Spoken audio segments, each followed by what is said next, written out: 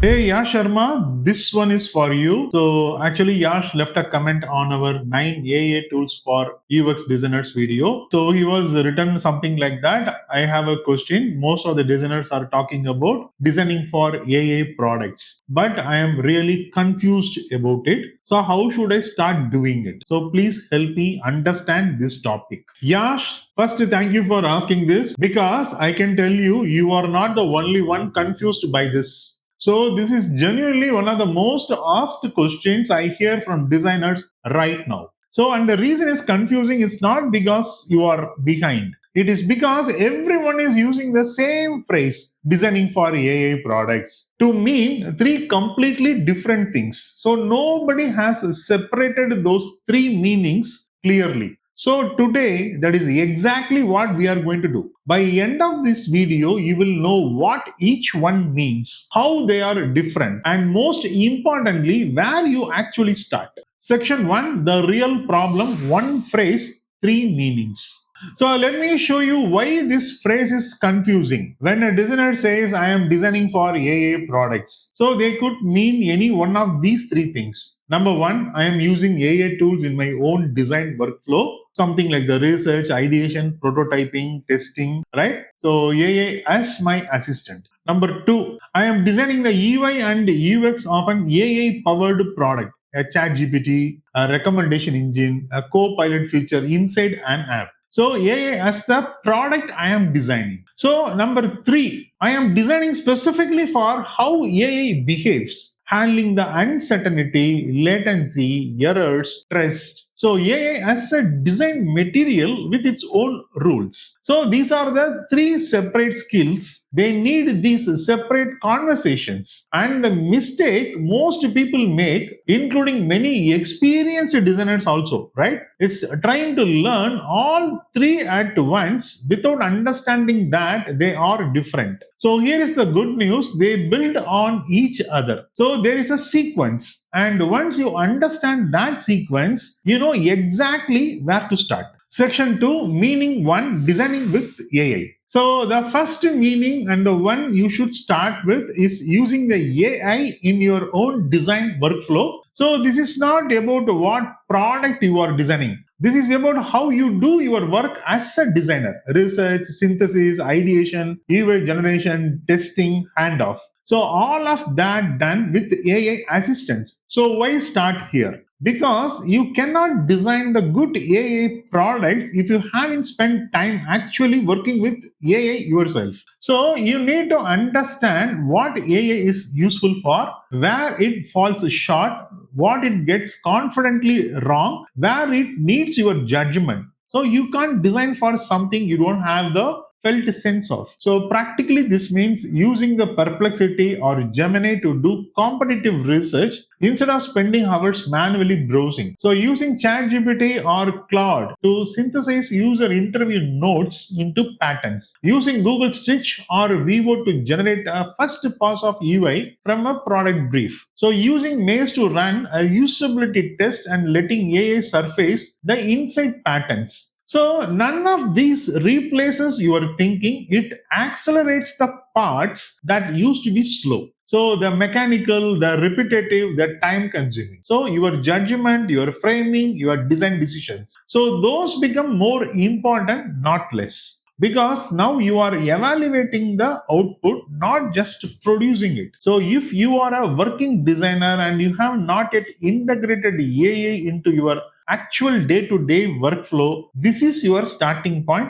not reading about it, not watching videos about it, actually doing it. So on a real project. So what this means for you as a designer, pick one project you are currently working on or a personal project. So if you don't have a live one, and run the research phase entirely with AI assistance this week. So not as an experiment, as your actual process. Section 3, the meaning 2, designing AI powered products. So the second meaning is where most of the designing for AI products conversation lives online. And it's genuinely interesting once you have that foundation from meaning 1.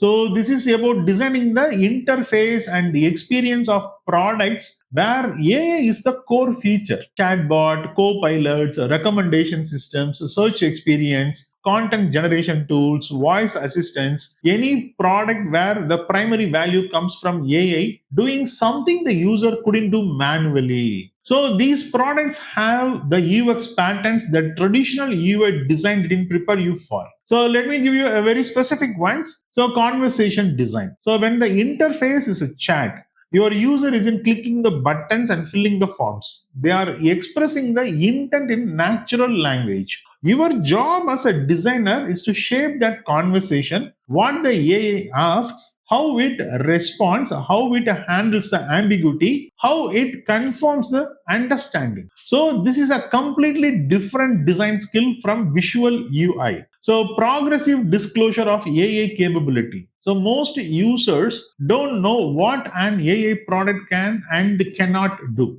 So, a huge part of UX for AI products is helping users discover the capability gradually. So, without overwhelming them with opinions upfront or leaving them confused about what to ask. So, empty states and onboarding. So, AI products are uniquely dependent on user input to deliver the value. So, a new user who doesn't know what to ask, what to say, or what to do will leave. So, designing the first session of an AI product is one of the most critical UX challenges in this space. So, handling the AI suggestions. When the AI makes the recommendations, generates the content, or proposes an action. So, how does the user evaluate it, accept it, modify it, or reject it? So, the design of that interaction loop is where the trust is built or broken. So these are the design problems. They need a UX thinking, information architecture, interaction design, copy. So all the skills you already have. They just apply to a new kind of product. So what this means to you as a designer. So start studying the AI products as a user before you try to design them. Use Notion AI, ChatGPT, Perplexity, Copilot in any Microsoft product. Use them with your designer hat on. So notice where you feel confident, where you feel lost, where you trust the output, where you don't. So that user experience you are having is your research. Section 4, meaning 3. So designing for AI behavior. The third meaning is the most advanced and honestly the most under-talked in design education right now. So this is about designing specifically for how AI behaves as a material. And AI behaves differently from any other product component you have designed around before. So let me explain what I mean with the specific design problems. Latency. So AI takes time to generate a response, sometimes a half a second, sometimes 5 seconds, sometimes longer. So that is a very different experience from clicking a button and seeing an instant result. So how do you design the waiting state? So what do you show? So how do you keep the user from abandoning the interaction? So this is a UX problem that has a no good answer from pre-AI design patterns. Uncertainty and confidence levels. So AI doesn't always know if it is right, but most AI products present the output with the same visual weight, whether the confidence is 95% or 55%. As a designer, do you surface confidence levels to the user? How? So when does showing uncertainty help the user? And when does it just create anxiety? So errors that don't look like errors, traditional software errors are obvious. Something breaks, you get a message. AI errors are subtle. The output looks right, it's fluent, confident, well formatted, but it is wrong. How do you design the systems that helps the users catch AI mistakes without making them distrust everything the AI produces? So trust calibration. So this is the big one. So you want users to trust your AI product enough to use it and get value from it. You don't want them to trust it so much that they stop applying judgment. So designing for the right level of trust, not too much, not too little, is one of the most genuinely hard UX challenges in this space. So these are not problems with clear solutions yet. The field is actively figuring it out. But understanding that these problems exist and that they require deliberate design decisions puts you significantly ahead of most designers working on AI products today. So, what this means for you as a designer, you don't need to solve these problems today. You need to know they exist. When you are working on an AI product and you get to the moment where the AI is returning output, pause. Ask yourself, what happens if this is wrong? What happens if it takes 10 seconds? What happens if the users trust this too much? So, those questions are your design brief. Section 5, the sequence. So, where Yash and you. So, Yash and everyone watching this, here is the honest answer to your question. Where do you start? So, you start with the meaning one always. So, before you try to design AI products, you need to work with AI, use it in your research, use it in your ideation, use it to generate the AI and then refine it. So, run an AI assisted usability test, build something, even a small personal project using an AI assisted workflow end to end. So do that first, not as a tutorial exercise, as a real work on a real project once you have done that. And I mean actually done it, not watch someone else do it. Meaning two starts to click much faster. So because you will be studying AI products as someone who has felt the workflow, not as someone observing from the outside. So you will notice the design decisions from the inside. So meaning 3 comes naturally after that. So the more you work on AI products, the more you run into the real behavior of AI.